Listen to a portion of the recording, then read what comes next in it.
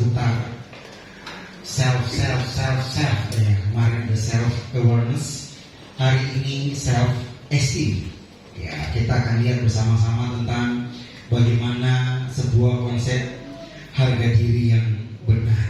Bapak Ibu sering ya kita mengucap tentang harga diri. Wah, silakan boleh buat apa saja, tapi jangan sampai mengganggu harga diri saya. Kalau harga diri saya diinjak-injak, saya bisa ngamuk. Waduh, harga diri. Kita seringkali mengucapkan tentang harga diri, tapi tahukah kita apa itu harga diri? Tentu di sini tidak berbicara tentang biaya atau harga nilai dari sebuah diri kita, bukan itu konsepnya ya. Nanti kita akan belajar bersama-sama. Orang dengan harga diri tinggi menghargai diri sendiri dan orang lain. Saya ulang. Orang dengan harga diri tinggi menghargai diri sendiri dan orang lain. Tetapi atau sementara orang dengan harga diri yang rendah cenderung mementingkan diri sendiri dan mencari validasi dari luar. Jadi orang yang harga dirinya rendah atau kurang punya harga diri, seringkali itu lebih individualistik, lebih mementingkan kepentingan diri sendiri dan suka mencari yang namanya validasi dari luar dirinya. Itu artinya ada masalah dengan harga diri orang tersebut. Kalau orang harga dirinya tinggi, dia tahu tentang keadaannya, dia menghargai dirinya, dan penghargaan yang dia miliki itu membawa dia bisa mengontrol emosinya, bisa menghargai orang lain dan sebagainya. Lalu apa itu self esteem? Apa itu harga diri? Kita lihat sama-sama. Harga diri adalah kemampuan seseorang menghargai dan menilai diri sendiri. Jadi kemampuan seseorang menghargai dan menilai diri sendiri. Bapak Ibu, kita bisa menghargai orang, tapi yang kadang-kadang kita lupa menghargai diri kita sendiri. Kita memperhatikan orang lain, tapi kita lupa memperhatikan diri kita sendiri. Ini penting nih, menghargai diri itu bukan dosa Bapak Ibu. Kita menghargai diri kita, bahwa kita ini diciptakan Tuhan berharga, sehingga kita tidak akan minder, kita tidak akan mungkin menyalahkan orang lain, kita tidak menyalahkan orang tua, kita tidak menyalahkan mengapa kita dilahirkan dalam keluarga, dan kita tidak mencari kesalahan-kesalahan orang lain. Kita menghargai diri kita apa adanya. Dan dikatakan bahwa ini adalah evaluasi subjektif seseorang tentang nilai pribadi dan perasaannya terhadap diri sendiri. Bapak Ibu berbicara tentang evaluasi diri, tentang nilai diri dan perasaannya terhadap dirinya sendiri. Ini harga diri. Jadi kita mengevaluasi tentang diri kita, ini perasaanku ini gimana? Perasaan saya ini benar apa enggak? Perasaan saya ini apa dipengaruhi oleh faktor di luar diri saya atau tidak? Jangan-jangan apa yang saya rasakan, apa yang saya pikirkan ini salah. Nah, itu namanya evaluasi. Bapak Ibu, kalau tidak ada yang, atau istilah lain, introspeksi diri. Kalau kita tidak pernah lagi mengevaluasi diri, ini juga bahaya. Kita merasa diri kita fine-fine aja, kita merasa diri kita baik-baik saja, kita merasa diri kita tidak ada masalah, padahal mungkin kita sedang dalam masalah juga dengan diri kita. Nah, ini namanya self esteem. Jadi kita bagaimana mengevaluasi diri, ya, menghargai diri kita, menilai diri kita. Tentu itu berkaitan dengan hal-hal yang positif, ya.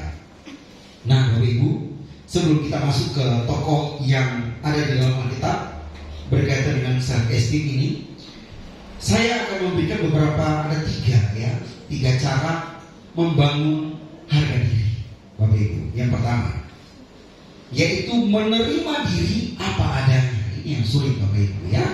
Menerima diri apa adanya. Poin-poinnya, kenali diri, ubah pikiran negatif, stop banding-banding dengan orang lain, dan perlakukanlah dirimu dengan baik. Bapak Ibu, ini namanya menerima diri apa adanya. Saya pernah pribadi pernah minder, Bapak Ibu. Karena apa? Di kampus saya dulu pernah disebut kutilang, kurus, tinggi, langsung hitam. Jadi lengkap sudah hitam, kurus, tinggi, langsing. Bapak Ibu, saya minder. Kalau sekarang saya sudah nggak minder lagi karena saya sudah oversize. Bapak Ibu, saya dulu minder. Karena apa? Karena rambut saya gini. Kenapa rambut saya nggak lurus seperti dia? Kenapa saya nggak putih seperti dia? Saya tidak bisa menerima diri saya. Ya, karena apa? Karena saya banding-banding dengan orang lain. Bapak Ibu, kita kenali diri kita bahwa tiap-tiap kita sesungguhnya itu unik. Kita sudah belajar tentang self image. Kita itu unik, tidak ada duanya di muka bumi. Amin. Bilang sama sebelah kiri, kamu the best, terbaik, only one, the only one. Satu-satunya, nggak ada duanya. Bapak Ibu boleh cek, ada nggak wajah yang persis sama dengan Pak Rangga? Sama, persis, ada nggak? Nggak ada. Kecuali apa?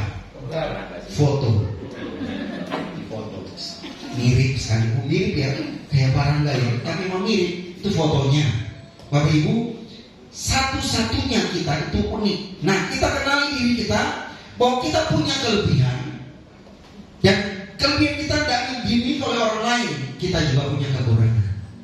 Nah, Bapak Ibu, ketika kita mengenali diri kita bahwa kita punya kelebihan, kita juga punya kekurangan, maka kelebihan kita itu kita tingkatkan. Jangan juga sampai membuat kita sombong. Tapi kelemahan kita juga jangan membuat kita minder. Tapi bagaimana kita bisa mengatasi kelemahan-kelemahan yang ada pada diri kita. Bapak Ibu, saya ini kelemahannya banyak, Bapak Ibu. Ya, walaupun ada yang bilang, pasti ini banyak sekali kelebihannya. Iya, banyak kelebihan, tapi banyak juga kelemahannya. Kalau saya nggak banyak kelemahan, nggak diomeli terus, Bapak Ibu. Kalau masih diomeli, berarti masih banyak kurangnya. Apalagi saya ini kaum berbahan hijau. Bahkan karena saya dibilang hijaunya hijau pekat, Bapak Ibu, itu sedikit membuat saya sangat-sangat menyadari bahwa ini dalam zona kuning sudah ternyata. Karena hijaunya sudah pekat. Kalau masih hijau muda, bagus itu. Ya cuek tapi nggak seberapa. Bapak Ibu, saya ini orang paling cuek, Bapak Ibu. Jadi kalau ada dengar di depan, wah, boom, saya santai aja. Ada yang saya nonton, saya santai aja. Mau itu sudah heboh. Saya nggak apa-apa. Yang penting selama itu nggak terjadi di lokasi gereja, saya tetap apa? Rebahan saja sambil. Nah itu kaum rebahan atau orang mati. Saya juga kenali diri saya. Saya punya kelemahan, Bapak Ibu. Dan saya mau ngontrol. Kalau dulu saya orangnya emosian, suka berkelahi, suka berantem. Orang Ambon kalau suka nggak berkelahi bukan orang Ambon katanya. Jadi suka berkelahi, makanya banyak yang jadi preman. Puji Tuhan, saya ditangkap Tuhan, jadi hamba Tuhan. Nah, Bapak Ibu, saya kenali diri saya. Berarti saya harus mengontrol emosi saya. Kadang-kadang Bapak Ibu di jalan ya, semua kita ya bapak-bapak yang bisa driver lagi jalan dengan tenang, dengan penuh berwibawa. Nah, bawa mobil aja berwibawa. Ya kok kelihatan sangat anggun membawa mobil. Tiba-tiba ada yang nyalip, Bapak Ibu. Kira-kira apa yang terjadi, Bapak-bapak? Langsung tensinya naik 180 derajat, ya. Langsung naik, langsung mau balas, mau nyalip ikut, mau klakson. Sekarang kita belajar, Bapak Ibu. Kalau ada yang tiba-tiba nyalip, lulusan SD, nah sudah tahu usah ditanggapi, ya. Mungkin dia lagi buru-buru, mungkin dia lagi dalam keadaan darurat, gak apa-apa. Kita jangan terpancing. Karena apa? Kita mengenali kita punya kelemahan. Kita ini emosian. Kita ini mudah meledak. Ketika kita mengenali diri, kita bisa mengontrol diri kita dengan baik. Bapak Ibu, ubah pikiran negatif menjadi apa? Hal-hal yang positif yang kita pikirkan. Karena apa? Ketika hal-hal yang positif kita pikirkan, semua yang keluar dari diri kita pasti positif.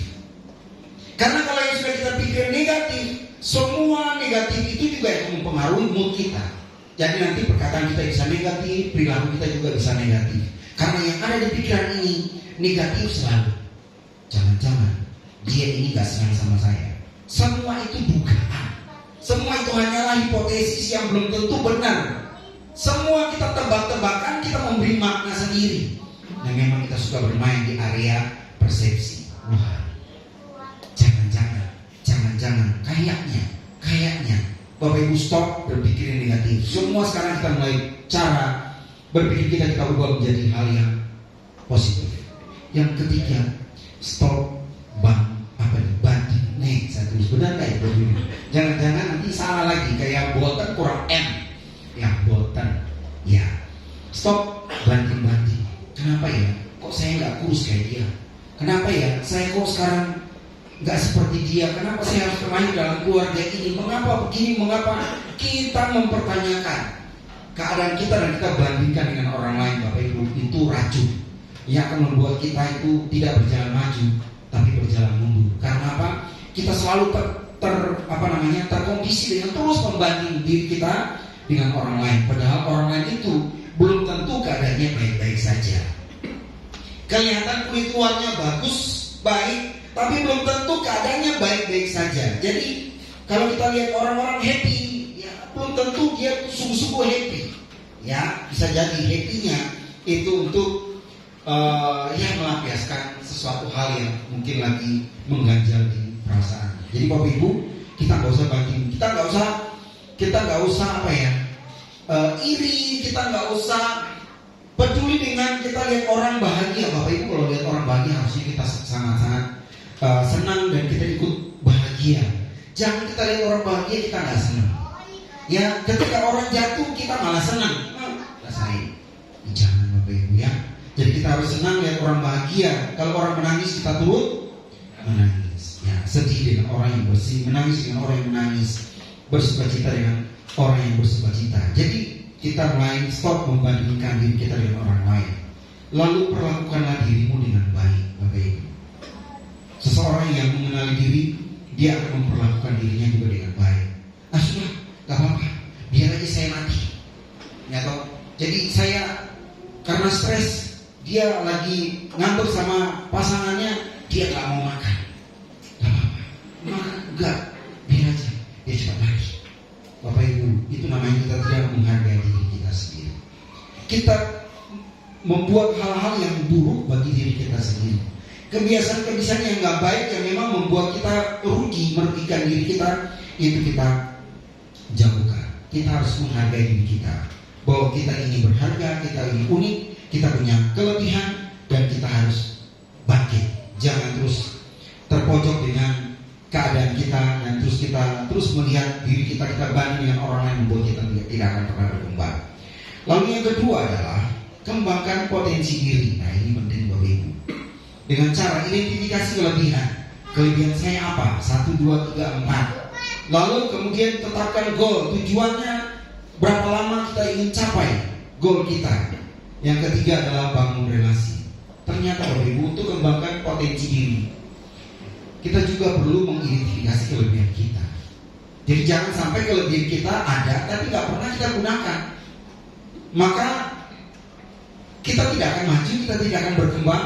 Kita terus berputar-putar dari persoalan, padahal ada potensi diri yang bisa kita gunakan untuk bagaimana kita mengembangkan diri kita. Lalu tetapkan tujuan. Ini penting Bapak Ibu. Kalau hari-hari hidup kita, perjalanan hidup kita tanpa tujuan, tanpa goal yang jelas, lalu hidup kita ini mau kemana? Apa tujuan hidupmu? Ya mengalir aja. Ya mengalir aja Bapak Ibu. Kalau tujuannya mengalir, ini juga berbahaya Bapak Ibu. Kita harus punya tujuan. Saya mau 10 tahun yang akan datang saya jadi apa? Anak-anak saya nanti besar, nanti 5, 10, 15 tahun ke depan akan jadi seperti apa? Kita punya tujuan, kita doakan. Lalu apa yang bisa kita lakukan untuk mencapai tujuan-tujuan itu?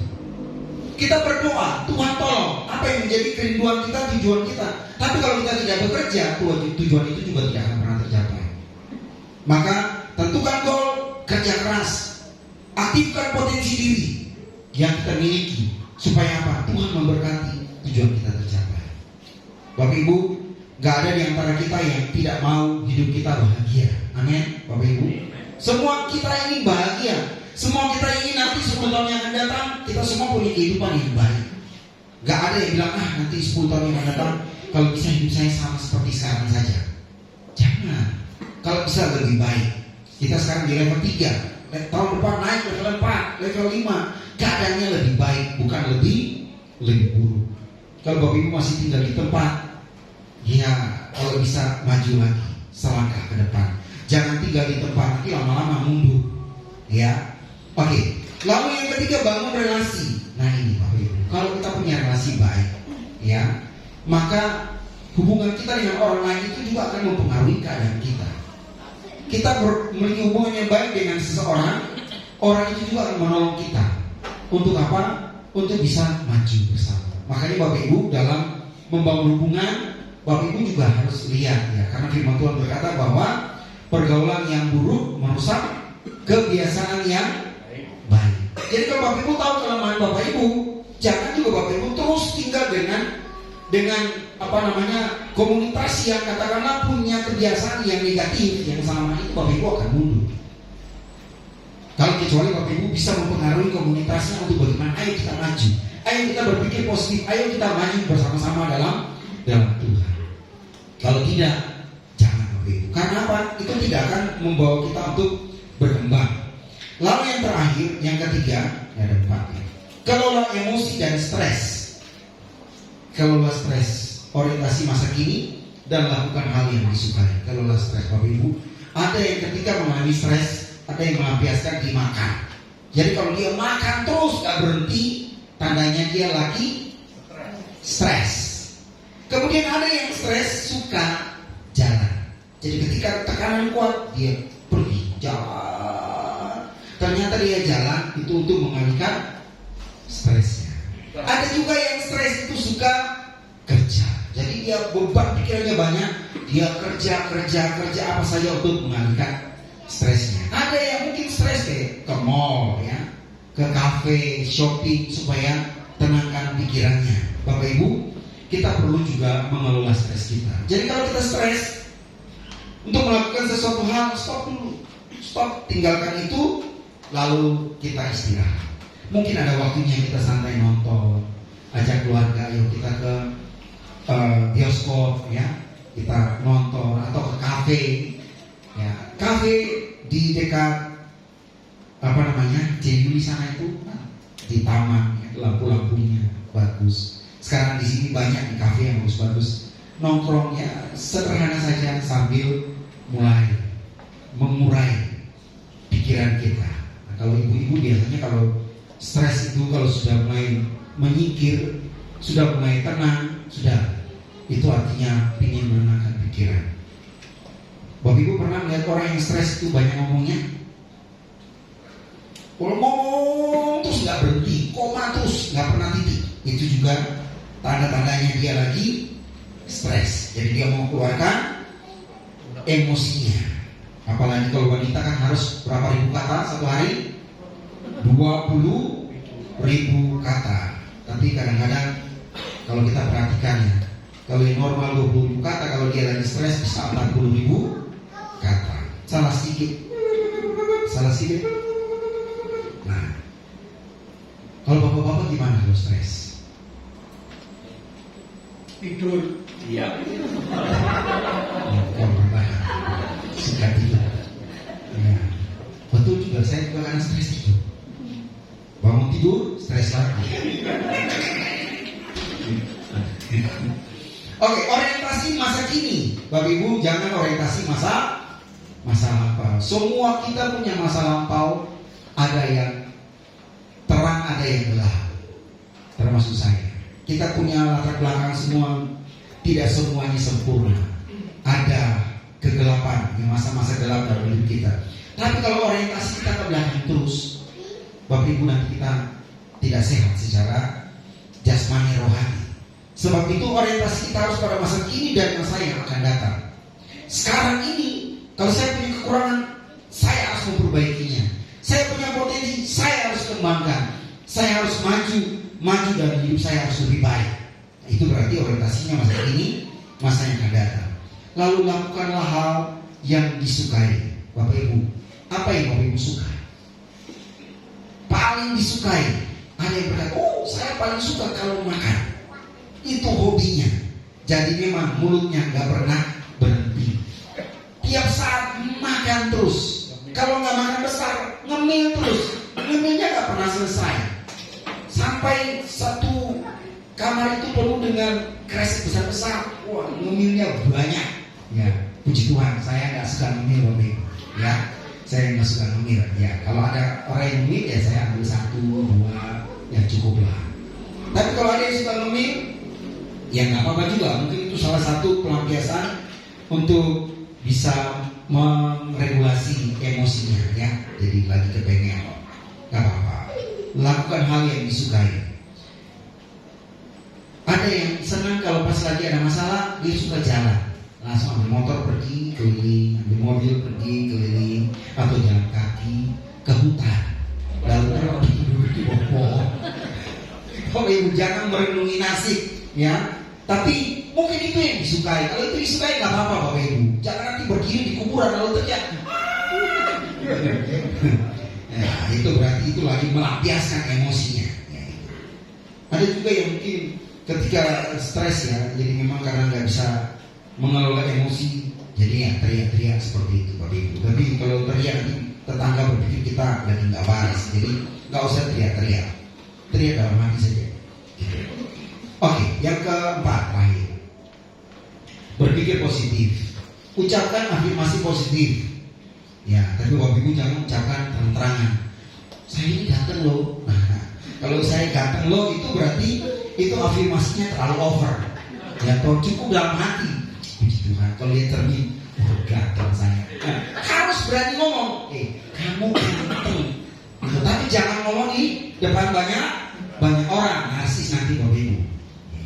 Tapi Bapak Ibu pernah nggak mengatakan di depan cermin bahwa kamu cantik loh, gitu loh. Maksudnya ngomong sama gambar diri yang ada di cermin itu. Jangan bilang kamu elek banget sih. Saya mau tanya Bapak Ibu, seringkali yang asli dengan yang di cermin, Bapak Ibu lebih suka yang mana? Jangan bilang lebih suka cerminnya. Lebih suka yang mana? Bapak Ibu lihat di cermin dengan aslinya, Bapak Ibu suka yang mana? Seringkali Bapak Ibu nggak senang yang di cermin. Karena apa? Nggak sesuai dengan harapan. Kenapa sih hidupku turun? Kan seperti harus bisa naik sedikit, misalnya begitu. Ya, kenapa ini tai lalat? Saya dulu punya besar sih Bapak Ibu. Ya, atau tiba-tiba entah bagaimana dia langsung robek putus. Dia lepas, tapi dia gantung. Jadi sakit. Saya ambil gunting, saya langsung gunting dia, langsung berdarah. Karena itu mengganggu sekali Bapak Ibu. Ya, dibilang itu apa? Tai lalat. Kenapa disebut tai lalat? Itu kan kotoran tuh. Coba kalau ini nggak ada, mungkin saya digantung sedikit gitu. Saya gunting set. Ternyata sih nggak berubah juga. Memang saya seperti itu wajahnya. Ya. Ada kayaknya kurang putih ini kalau saya pakai krim itu yang sekarang di Korea itu disemprot, di gini-gini aja itu semua keriputnya langsung mulus. Bapak Ibu jangan korban iklan Bapak Ibu. Mana ada keriputnya sudah usia 60-an, 70-an, terus digosok-gosok gini langsung seperti anak 16 tahun. Itu tuh palsu itu. Hati-hati. Kadang-kadang Bapak Ibu kita nggak suka dengan cermin. Karena ketika kita lihat cermin, ternyata ada hal yang kita nggak harapkan dari diri kita. Kenapa rambut saya keriting? Coba kalau lurus kayak si dia itu. Kenapa nih hidung saya kok akan mancung ke dalam? Kenapa nggak keluar? Kita marah dengan wajah kita yang ada di cermin. Sekarang kita ubah Bapak Ibu. Pas lihat wajah kita senyum dulu. Karena yang seperti ini aku suka ini. Kamu cantik, kamu ganteng. Coba lihat kiri kanan, bilang kamu ganteng, kamu ganteng. Harus gitu. Bapak Ibu kalau memang di sebelah kiri kita semua cowok cewek, semua cantik dan semua ganteng. Karena apa? Gak ada duanya. Kita satu-satunya. Tapi kalau Bapak Ibu cemburu terus, saya bilang, ayo Bapak Ibu cantik. Wah, ya sebenarnya dia cantik. Dan karena wajahnya cemburu membuat dia menjadi kehilangan, ya, cantik. Bapak Ibu harus juga berani afirmasi positif, ya, ucapkan itu, ya, saya ganteng, ya, saya tahu, ya, Bapak Ibu semua ganteng, gak ada yang gak ganteng di sini, ya. Oh, ibu-ibu cantik. Ya, ibu-ibu cantik. Kecantikan itu tidak mengenal usia, Bapak Ibu. Kalau dia cantik, cantik itu kan kita nggak boleh ukur dari secara fisik, Bapak Ibu. Cantik itu ada orang yang walaupun sudah tua, tapi ketika dia senyum, anggun menawan, cantik. Gitu. Nah, saya serius, Bapak Ibu. Jadi jangan saya sudah tua, mana ada cantik. Bapak Ibu jangan begitu. Bapak Ibu walaupun sudah tua katakan saya cantik, dia cermin tersenyum lah. Gini-gini dulu rebutan di sekolah loh. Jadi jangan menyebut hal-hal yang negatif tentang diri Bapak Ibu. Itu nanti membuat Bapak Ibu tambah keriput lagi. Sebut aja cantik, saya ganteng, gitu. Memberikan afirmasi terhadap diri kita sendiri. Coba sekali coba. Yang wanita bilang saya cantik, yang bapak-bapak bilang saya ganteng. 1, 2, 3. Yang paling ganteng tuh kok Heki. Karena paling kencang suaranya. Baik, Bapak Ibu. Kita lihat firman Tuhan. Ada seorang tokoh yang punya self esteem-nya sangat tinggi. Kita buka di dalam Kejadian pasal 37, 39 sampai 40. Kita nggak baca 3 pasal Bapak Ibu, karena tiap malam kita sudah baca 1 pasal. Mos-mosan ya Bapak Ibu ya. Kalau ayatnya panjang, pasalnya ayatnya panjang, pasti itu pasal yang punya jatah untuk baca. Kalau yang pendek-pendek baru dirunding. Bapak Ibu, kita buka dulu pasal 39 ayat 9b. Ini menarik ya. Yusuf mengenal dirinya. Mari kita baca. Ini sudah ada di depan ini. Ya, ditampilkan. Next. Baca sama-sama. 9b. Ayat dari kata bagaimana? 2, 3. Bagaimana mungkin? Ulang sama-sama. 39b. Dari kata bagaimana? 2, 3. Bagaimana mungkin saya berdosa terhadap Allah dengan melakukan perbuatan sejahat itu? Oh, saya salah. Saya pakai TSI. Sorry, bukan. Nah, inilah kelemahan. Nah, Oke. Tadi saya TSI ya, sekarang TB. Oke, 2, 3. Bagaimanakah mungkin aku melakukan kejahatan yang besar ini dan berbuat dosa terhadap Allah? Bapak Ibu, kita lihat perjalanan Yusuf mulai dari dia dijual oleh saudara-saudaranya, dilemparkan ke dalam sumur. Bapak Ibu, sangat-sangat melukai hatinya. Dia sebagai seorang anak yang katakanlah anak bungsu, diperlakukan kakak-kakaknya seperti itu, sangat terluka ya. Tapi kita lihat bagaimana Yusuf ini sangat mengenal dirinya. Dia dijual pada orang-orang saudagar-saudagar yang lewat, kemudian ke Potifar, dan dia juga difitnah di sana. Ya, sudah dia difitnah di sana, dia juga masih jebloskan, masuk dalam penjara. Nah, ketika di rumah Potifar, Bapak Ibu, tawaran dari si istri Potifar supaya Yusuf berbuat dosa. Tapi Yusuf berkata, bagaimana mungkin aku melakukan kejahatan yang besar ini dan berbuat dosa terhadap Allah? Dia kenal dirinya.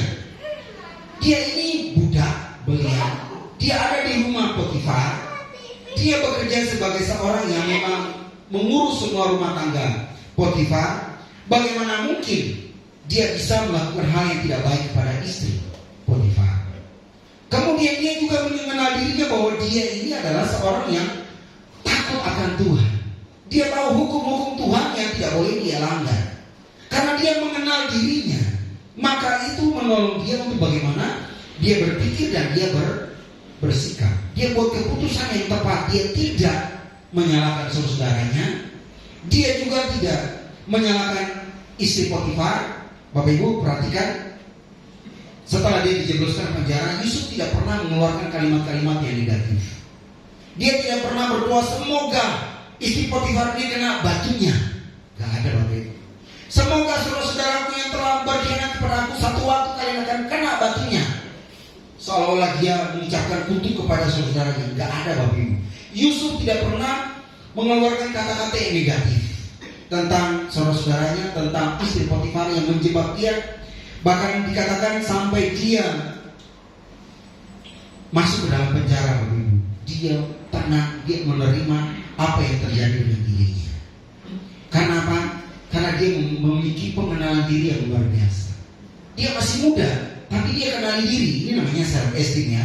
Dia mengenal diri, dia tahu bagaimana dia dengan Tuhan hubungannya, bagaimana dia hubungannya dengan Potifar, dengan saudara-saudaranya. Dia kenal posisinya dia. Dia kenali dirinya sungguh-sungguh.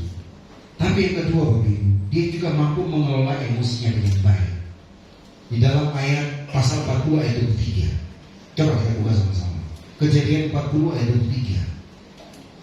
Kejadian 40 ayat 23. Di sana dikatakan bahwa tetapi Yusuf tidaklah diingat oleh kepala juru minuman itu, melainkan dilupakannya. Bapak Ibu, Yusuf sudah menolong juru minuman, memberitahukan mimpi, dia dibebaskan dari penjara, kembali kepada posisinya semula sebagai seorang juru minuman raja, tetapi dia melupakan Yusuf. Harusnya Yusuf itu mengeluh di penjara, dia ngomong kepada kepala penjara, itu juru minuman itu nggak tahu diri.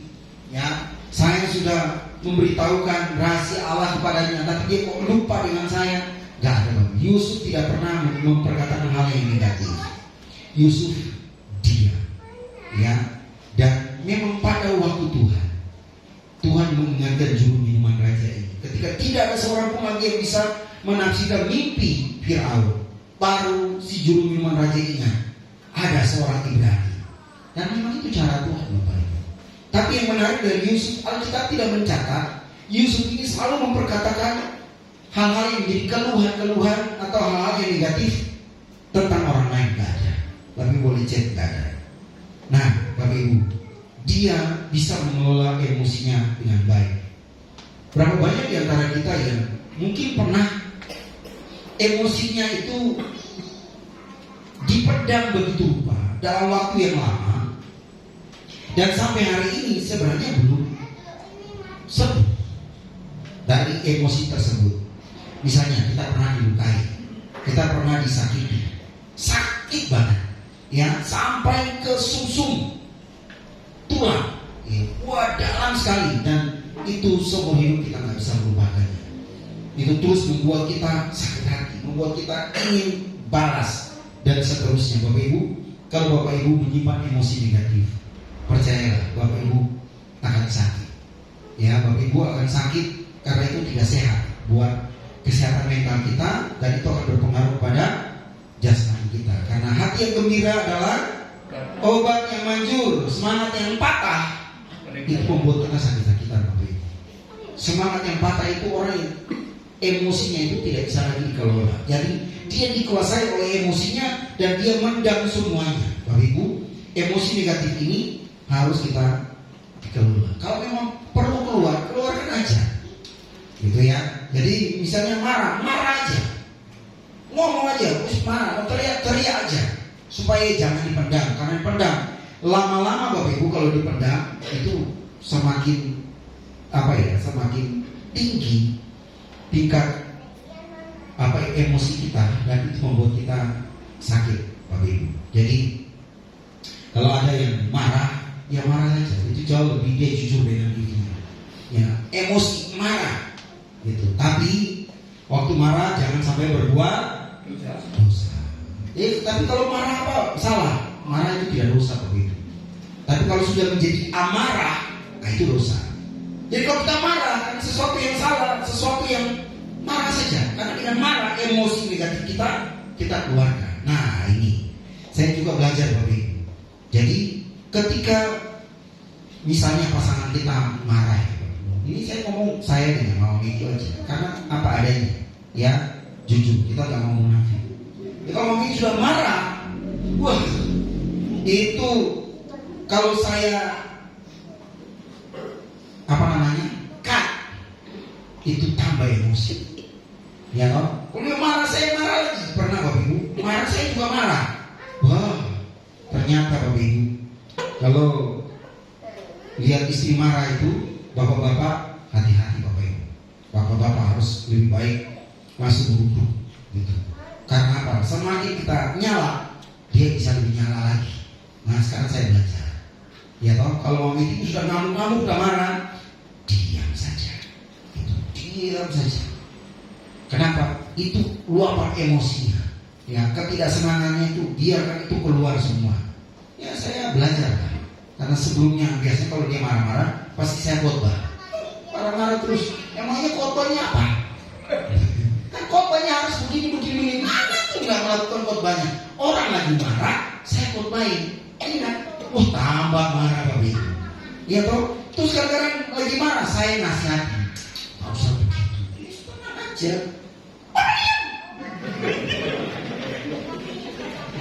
Maksudnya tuh begini Bapak Ibu. Ini saya kasih tahu rahasianya. Karena kami dua sudah damai dalam hal yang seperti itu. Saya kasih tahu rahasianya. Kalau istri marah, itu dia ingin mengeluarkan sesuatu yang bisa berbahaya dalam hatinya. Dia keluarkan unek-uneknya. Bapak-bapak, kayak saya kunci aja mulutnya. Tahan 5 menit. Kalau 5 menit sudah mau meledak, lakban mulut. 5 menit kedua, jadi 10 menit. Tahan saja, biarkan ini semua selama belum lempar piring, belum lempar panci. Kalau kita dipukul mau dicubit, diam saja. Tahan, percaya. 10 menit lewat, emosinya sudah keluar semua. Dia akan tersenyum sendiri. Dia akan bilang terima kasih ya Pak, sudah menjadi pendengar yang baik. Nanti mama hadir kasih. Dia akan minta maaf sendiri. Percaya atau tidak, boleh dipraktekkan nanti. Kalau saya sudah lulus dalam hal itu. Serius, ya ini saksinya. Karena apa? Tiap kali mau itu ngamuk, saya juga ngamuk. Yang kali ngomel saya khotbahin. Sekarang saya sudah tahu rahasianya. Kalau lagi ngomel-ngomel, itu artinya dia mau jadilah pendengar yang baik. Ketika dia pendengar yang baik, unek-unek yang keluar itu namanya bagaimana mengelola emosi. Keluarkan emosi negatifnya. Setelah itu belum Bapak Ibu bisa tidur tenang, ya. Dan itu bukan marah, itu bukan benci kepada saya. Itu hanya luapan emosi sesaat. Dan setelah itu selesai. Tapi sekarang Bapak Ibu kami dua cara berantem. Ya dulu awal-awal, ya waktu menikah Bapak Ibu, ngeri. Berantem tuh sampai tiap hari. Sampai-sampai mau pulang, bisa mau pulang aja, pulang kan, silakan. Saya ambil koper, nih saya bagi, masukin ke baju, pulang, cari tiket sendiri, pergi sana. Sampai segitunya Bapak Ibu, kejarnya saya. Lihat toh. Tapi setelah sekarang saya merenungkannya, saya malu. Ternyata saya kayak anak kecil yang nggak memahami pasangan. Bapak Ibu yang punya suami istri, yang sudah berkeluarga, berapa tahun sih kita sudah hidup? Maksudnya sudah dengan pasangan ini sudah hidup lama ya. Harusnya sudah tahu seluk-beluknya, gang-gangnya, lorong-lorong kecil dalam hidupnya itu, trik-intriknya semua kita sudah tahu, sudah paham. Kenapa? Udah belasan tahun, 20-an tahun hidup bersama dengan dia. Kalau sudah lama mengerti dia, kenapa kita masih marah? Kenapa masih berantem? Harusnya bisa lebih memahami pasangan kita. Ini kuliah 2 SKS. Bapak Ibu, Yusuf dia mengelola emosinya dengan baik, sehingga sampai ketika dia dilupakan oleh minuman raja, juru minuman raja, dia tetap tidak sakit hati, ya. Dia tidak mengeluarkan kata-kata yang negatif. Dan ternyata akhir Yusuf ini punya pemikiran yang positif. Nah ini luar biasa. Kita lihat di dalam Kejadian berapa ini? Kejadian 50 ayat 20. Mari kita buka Kejadian 50 atau 40. 50 ayat 20. Kejadian 50 ayat 20, sama-sama kita baca. Ayo sama-sama ya, kita baca ya. Kejadian 50 ayat 22, 3. Memang kamu telah mereka-rekakan yang jahat terhadap aku, tetapi Allah telah mereka-rekakannya untuk kebaikan, dengan maksud melakukan seperti yang terjadi sekarang ini, yakni memelihara hidup suatu bangsa yang besar. Bapak Ibu, Yusuf punya pemikiran yang positif. Memang kamu dulu jahat sama saya, tapi aku loh gak sakit hati. Aku loh gak dendam sama kalian. Aku tahu bahwa mungkin Tuhan izinkan ini karena mimpi yang Tuhan berikan. Mungkin inilah caranya supaya aku memelihara hidup keluarganya, memelihara hidup satu bangsa.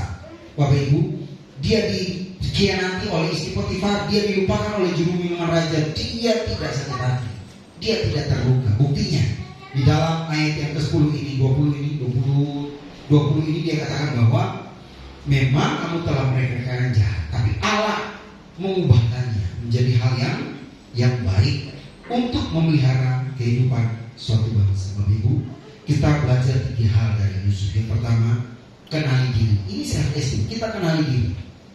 Potensi kita apa, kelebihan kita apa, kekurangan kita apa, lalu kita kelola. Ya, kelebihan kita tingkatkan, kekurangan kita perbaiki. Gak ada yang sempurna, Bapak Ibu. Tidak ada seorang pun yang sempurna. Semua kita punya sisi kurangnya dalam hidup kita. Tapi ketika kita mengenali diri, itu akan sangat menolong kita untuk kita lebih maju. Yang kedua, kelola emosi. Emosi ini sangat mudah mempengaruhi kita. Karena apa? Ini soal perasaan. Perasaan ini akan mempengaruhi cara berpikir kita. Kalau perasaan kita ini yang menguasai kita nggak bisa berpikir lagi secara logika. Jadi kita harus kontrol emosinya. Karena apa? Kalau main perasaan, nanti kita juga terjebak pada persepsi. Ternyata semua yang kita pikirkan negatif itu adalah persepsi kita. Itu makna yang kita berikan terhadap orang lain, yang kita masukin ke hati, kemudian kita masukin di pikiran kita yang negatif. Akhirnya yang keluar dari mulut dan perbuatan kita ikut negatif. Sekarang kita ubah. Kita mulai mengelola emosi kita. Kalau ada sesuatu yang mungkin menurut kita itu dugaan, kita cari tahu dulu. Benar nggak? Kalau itu nggak benar, puji Tuhan. Artinya kita jangan masuk berespon. Kita mau belajar untuk mengelola emosi kita. Yang terakhir, kita belajar berpikir positif. Sama seperti yang firman Tuhan katakan, apa yang baik, apa yang benar, apa yang mulia, apa yang sedap didengar, semua itu pikirkan. Artinya dengan berpikir positif, Bapak Ibu, itu akan menolong kita untuk mengendalikan diri kita. Ketika orang melakukan hal yang jahat kepada kita, karena pikiran kita positif, kita akan sakit hati. Kita berpikir begini, oh mungkin dia punya masalah, mungkin ini pelampiasannya kepada orang terdekat. Dia merasa saya ini orang terdekat, sehingga saya menjadi tempat pelampiasan yang tepat buat dia. Gak apa-apa, saya doakan supaya Tuhan tolong dia, Tuhan pulihkan dia. Itu berpikir positif. Ketika seseorang mungkin mengkhianati kita, tidak apa, kita nggak usah pikirkan, wah ternyata dia ini nggak setia, ternyata dia musuh saya dari belakang. Bapak Ibu jangan langsung berpikir negatif. Mungkin dia punya masalah tertentu yang memang dia nggak bisa. Kalau dirinya dia mungkin sedang ada dalam persoalan yang berat, nggak usah kita pikirkan yang jauh-jauh. Kalaupun saya sudah berbuat baik padanya, tapi dia berbuat hal yang tidak baik pada saya, tetap saja berbuat baik padanya. Karena kita dipanggil untuk memberkati. Amin, Bapak Ibu. Berkati saja. Mungkin satu waktu dia sendiri akan minta maaf kalau memang betul dia melakukan hal yang salah. Jadi Bapak Ibu, kejahatan itu kita harus balas dengan kebaikan. Maka berpikir positif ini akan menolong kita untuk bagaimana bisa mengendalikan diri kita, menguasai diri kita. Harga diri dapat dipengaruhi oleh berbagai faktor, termasuk pengalaman masa lalu, pengalaman hidup, hubungan dengan sesama, kemudian cara individu memproses informasi tentang diri sendiri. Jadi Bapak Ibu, ketika kita berhadapan dengan orang lain, kita berhadapan dengan situasi kondisi tertentu, maka harga diri kita ini seringkali itu tidak tetap, ya, dia berubah-ubah. Jadi harga diri kita bisa naik levelnya, tapi harga diri kita juga bisa turun. Karena apa? Bisa dipengaruhi oleh berbagai faktor. Biasanya pengalaman hidup itu sangat berpengaruh pada harga diri kita.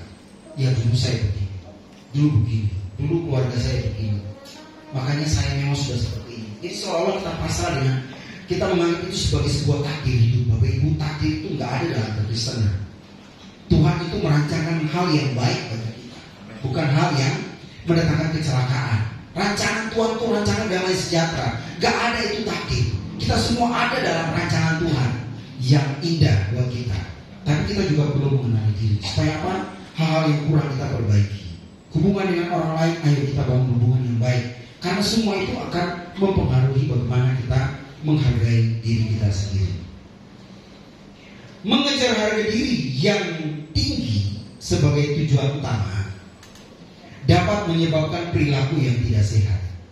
Lebih baik fokus pada pengembangan diri dan nilai-nilai positif. Jadi Bapak Ibu, dalam kehidupan ini jangan menjadikan harga diri itu sebagai tujuan tertinggi. Pokoknya bagaimana harga diri saya ini tidak bisa diganggu oleh orang. Bagaimana harga diri saya ini tinggi. Bagaimana harga diri saya ini tidak bisa sembarang diganggu oleh orang lain. Seolah tujuan hidup kita hanya untuk menjaga harga diri kita. Bapak Ibu, harga diri itu bisa berubah-ubah, tidak bisa tetap dan tidak bisa dipertahankan. Karena apa? Karena itu pengaruh dari lingkungan. Bagaimana kita memproses informasi itu diri kita sendiri, mengenai diri kita sendiri, semua itu akan mempengaruhi harga diri kita. Dan dikatakan lebih baik fokus pada pengembangan diri dan nilai-nilai positif. Jadi apa yang baik dan positif dari diri kita yang bisa kita kembangkan, daripada kita terus berusaha untuk mempertahankan harga diri. Bapak Ibu, kita punya self image yang baik, kita punya self awareness yang baik, kesadaran diri, dan kita punya self esteem yang baik. Itu akan menolong kita untuk bisa mengcounter segala hal yang negatif yang menyerang kita. Kita bisa menolaknya. Kita dengan tersenyum menghadapi hal-hal yang negatif, hal-hal yang menyerang kita, kita bisa dengan tenang, kita bisa mengendalikan semua itu. Kita bisa mampu mengucap syukur, kita bisa mampu lebih maju dan berkembang dalam kehidupan kita, dalam hubungan sosial kita. Meskipun harga diri yang tinggi dapat membantu seseorang menghadapi tantangan, bukan berarti mereka tidak akan pernah mengalami kesulitan atau kegagalan. Bapak Ibu, orang yang dengan harga diri tinggi pun masih bisa gagal, masih bisa mengalami yang namanya kesulitan. Tantangan dalam hidup ini tidak ada yang kebal terhadap kesulitan dan masalah. Semua, bahkan orang yang sudah kaya raya sampai nggak tahu mau bagaimana menggunakan uang, masih juga punya persoalan, masih juga punya masalah. Masalah tiap-tiap orang berbeda-beda. Tapi jangan kita kemudian terus menyalahkan diri kita untuk keadaan. Kita menyalahkan orang lain untuk keadaan kita. Apalagi kita menyalahkan Tuhan. Bapak Ibu, kalau kita menyalahkan Tuhan, Tuhan itu gak pernah salah. Jadi kalau ada sesuatu yang salah dengan diri kita, itu Tuhan itu gak pernah salah. Karena tidak ada kesalahan padanya. Tuhan itu adalah pribadi yang benar. Maka kalau orang menyalahkan Tuhan, sebenarnya dia salah. Karena Tuhan itu gak pernah ada kesalahan pada dirinya. Kalau dia salah, berarti dia bukan Tuhan. Karena sifatnya adalah benar, dia adalah kebenaran. Maka kalau ada hal yang salah dengan diri kita, bisa jadi yang salah siapa? Kita. Gitu. Kita tidak memahami rencananya, kita tidak memahami kehendaknya, kita menuruti keinginan kita, hawa nafsu kita kena masalah, kita nyalakan orang lain, kita nyalakan Tuhan. Gak boleh Bapak Ibu. Ya, hari-hari ini kita mungkin punya masalah. Dan masalah kita mungkin beda-beda. Ada yang levelnya sedang, ada yang levelnya tinggi, ada yang sampai hari ini nggak tahu lagi bagaimana menghadapi masalah hidupnya, bingung, nggak tahu harus bagaimana. Seolah-olah hidup ini sudah tanpa tujuan yang jelas. Bapak Ibu, kita ini punya Tuhan yang besar, kita punya Tuhan yang hebat. Tapi sekarang Tuhan mau, kita nggak bisa hanya bilang begini, dengan kita berdoa segala sesuatu selesai. Nggak bisa Bapak Ibu. Dengan doa saja itu tidak cukup. Bukan saya merendahkan doa, tapi kalau orang berdoa nggak bekerja, ya sia-sia.